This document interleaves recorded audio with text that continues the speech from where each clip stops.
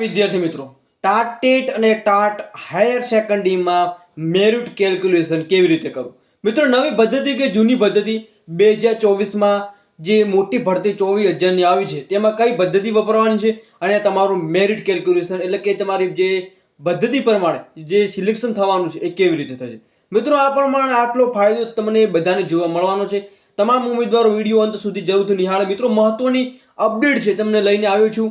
મહત્વની અપડેટ સાથે મિત્રો માહિતી છે એ થોડી લોંગ રહેશે, પરંતુ અંત સુધી જરૂરથી માહિતી મેળવશો તો તમને તમારું જે મેરિટ કેલ્ક્યુલેશનનો જે પ્રશ્ન છે તમારા મનમાં ઉદ્ભવી રહ્યો છે એ પૂરો થઈ જશે. તો મહત્વની અપડેટ શું છે એના પર મિત્રો ટેલિગ્રામ ને વોટ્સઅપ ગ્રુપ પર જરૂરથી જોઈન કરી નાખજો. તો તમને સ્ક્રીન ઉપર જોવા મળ્યું છે મેરિટ 1 થી 5માં ટેટ 1માં કઈ રીતે ગણાશે મિત્રો. તો ધોરણ 12ના 20%, સ્નાતકના 5%, ડીએલ એટલે કે પીટીસી કરેલ છે જેના 25% અને ટેટ 1 પાસ કરી છે તેમને 50% મિત્રો અહીંયા તમારો ગુણભાર જોવા મળશે. એટલે કે તમારી જૂની પદ્ધતિ પ્રમાણે તમારું બધું પ્રોસેસ થવાની છે. તો મિત્રો, તમે જોઈ રહ્યા છો કે તમારા જે ધોરણ 12ના 82% છે તો ગુણ્યા 0.020 કરશો તમારું મેરિટ બનશે.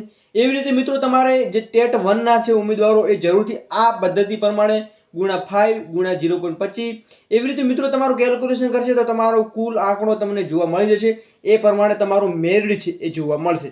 બાકી મિત્રો બીજી અપડેટ આપું તો બીજી અપડેટ શું છે તો તમે સ્ક્રીન ઉપર જોવા મળી જશે તમારું મેરિટ કેલ્ક્યુલેશન બનશે. 6 થી 8માં ટેટ 2માં કેવી રીતે મેરિટ બનશે, જેમાં સ્નાતકના, અનુસ્નાતકના, તાલીમ, સ્નાતક એટલે કે બીએડ અને ડીએલએડી કરેલ છે અને ટેટ 2 પરીક્ષા કેવી રીતે પાસ કરેલ છે, તમારા માર્ક કેટલા છે એ પ્રમાણે તમારું સિલેક્શન થશે. જે તમે અહીંયા જોઈ રહ્યા છો આવી રીતે તમારું જે મૂલ્યાંકન જે થવાનું છે અને તમારા ગુણ અહીંયા તમારા ટકા છે, તમારા જે માર્ક્સ બનાવવાના છે એ આવી રીતે મિત્રો બનાવવાના છે.